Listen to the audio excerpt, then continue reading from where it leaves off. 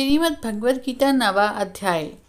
भगवान श्री कृष्ण अर्जुन से कहते हैं, तुम में ईर्ष्या भाव नहीं है, इसलिए यह अतिगुप्त शास्त्रीय ज्ञान और अनुभव मैं तुम्हें बताता हूँ। इसे जानकर तुम्हारा कभी अशुभ नहीं होगा।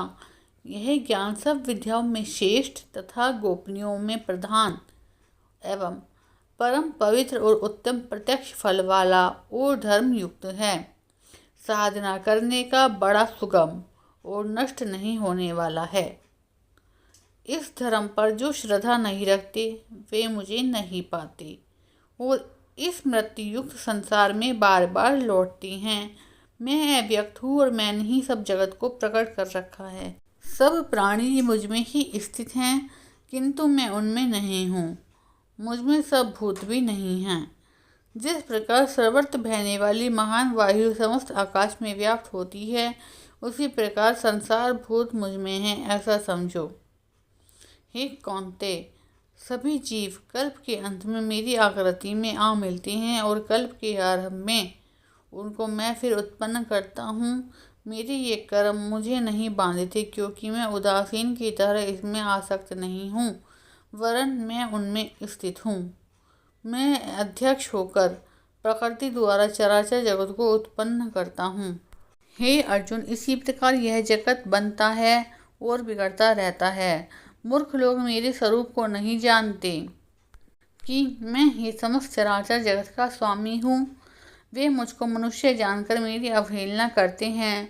मैं उस आसुरी प्रकृति के वेश में हूँ जो मोह को उत्पन्न करती है। हे पार्थ, विवेकी जन जो देवी प्रकृति में स्थित हैं, वे मुझे संसार का आदि अविनाशी जानकर अनन्य मन से भजते हैं। दृढ़ वृत्ति सदा मेरा कीर्तन करते हैं और भक्ति से उपासना करती हैं। कोई लोग ज्ञान योग से पूजते हैं और मेरी उपासना करते हैं। इस जगत का पिता माता धारण करता पितामह जानने योग्य पदार्थ पवित्र ओंकार ऋग्वेद सामवेद यजुर्वेद मैं ही हूँ। गति पालन करता प्रभु साक्षी निवास स्थान रक्षक मित्र उत्पन्न करने वाला संहार कारक आधार प्रलय स्थान और अविनाशी बीज मैं ही हूँ।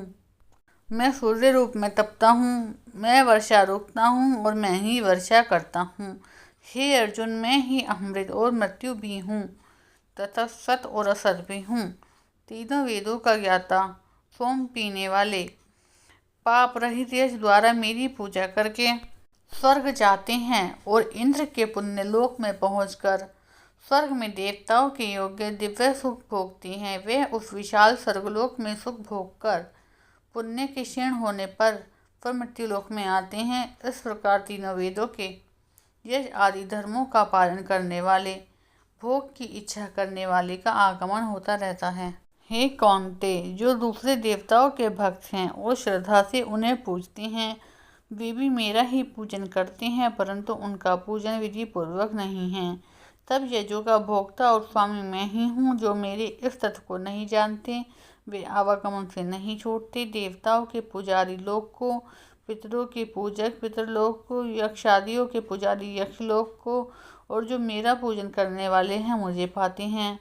भक्ति से पत्र पुष्प फल और जल को मुझको अर्पण करता है, अतः उस शुद्ध अंतःकरण वाले व्यक्ति के दिए हुए पदार्थ को मैं बड़ी प्रसन्नता से ग्रहण करता हूँ। हे कौन्तेय, जो तुम कर्म करते हो, खाते हो, तप करते हो, वह सब मुझे अर्पण करो। ऐसा करने से कर्म बंधन रूप शुभ अशुभ फलों से मुक्त हो जाओगे। संन्यास योग में युक्त होकर मुक्ति और मुझको अवश्य पाओगे। कोई मुझको भक्ति से भजता है, कोई मुझ में है और मैं उसमें हूँ।